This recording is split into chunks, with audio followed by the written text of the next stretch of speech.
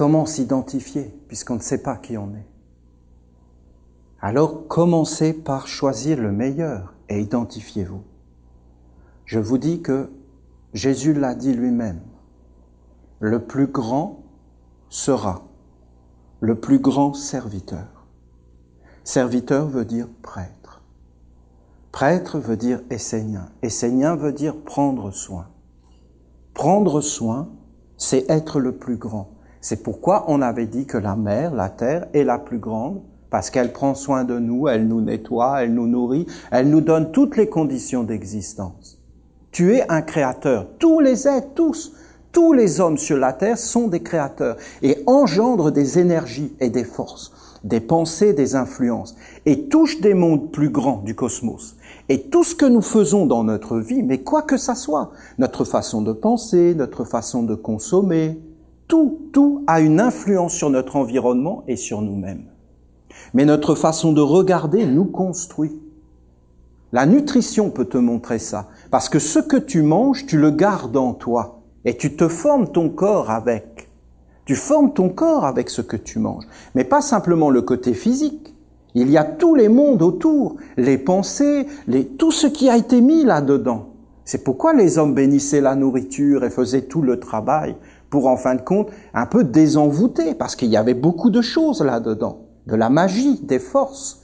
Alors on disait de se nourrir avec le corps de Dieu. Mais le corps de Dieu, c'est la nature elle-même. Alors on devait avoir une alimentation non transformée. Et il y avait beaucoup de secrets, parce que ce que tu manges, tu le deviens.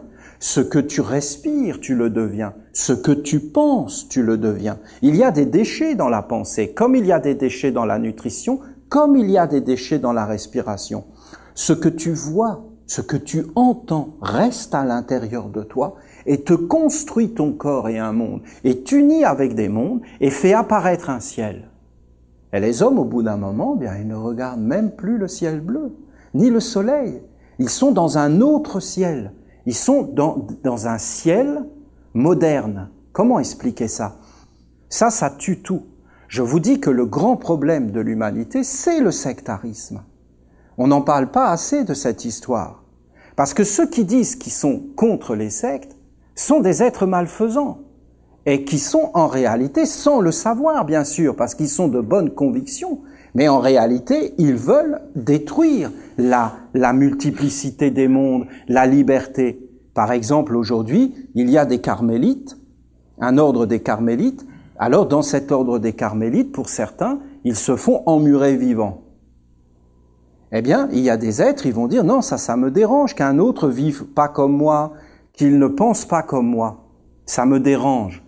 Et alors, ils vont tout faire pour détruire les êtres qui ne pensent pas comme eux, qui ne vivent pas comme eux. Ils ne peuvent pas supporter, ça les insupporte, une autre culture. Ils pensent que leur culture est automatiquement la meilleure. Et ils veulent automatiquement l'imposer aux autres. Par exemple, les femmes voilées, ça les insupporte. Ou des choses comme cela. Et on en arrive à des extrémismes. Au nom de certaines choses, on en arrive à des extrêmes incroyables. Parce que c'est comme toutes les cultures. Alors, on veut imposer à l'autre. Et ça, ce n'est pas bon. Parce que ça ne va pas dans un sens de la lumière.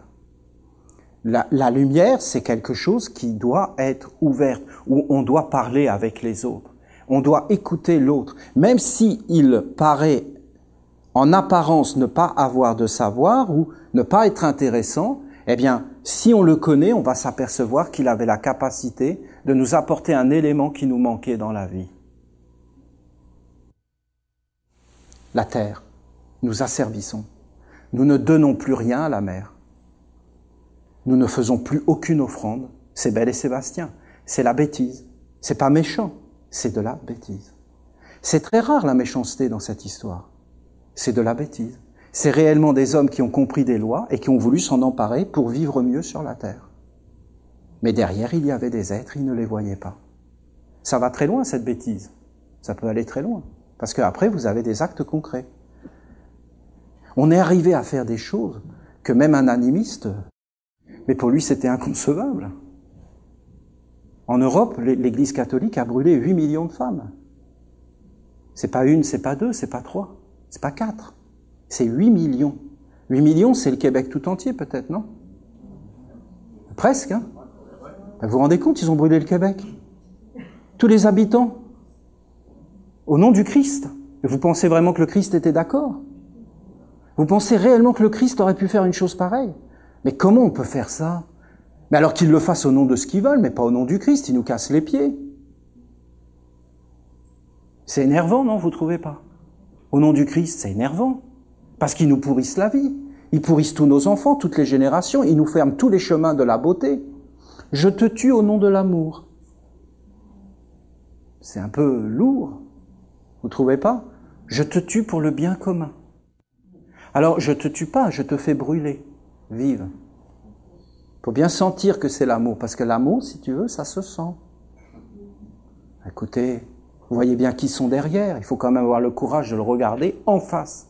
Si vous ne pouvez pas regarder ces mondes en face, vous ne pourrez pas aller vers la lumière. Parce que si vous allez vers la lumière, il faut que vous fassiez un discernement clair. Or, ça se produit aujourd'hui même, toutes ces histoires. C'est aujourd'hui que ça se produit.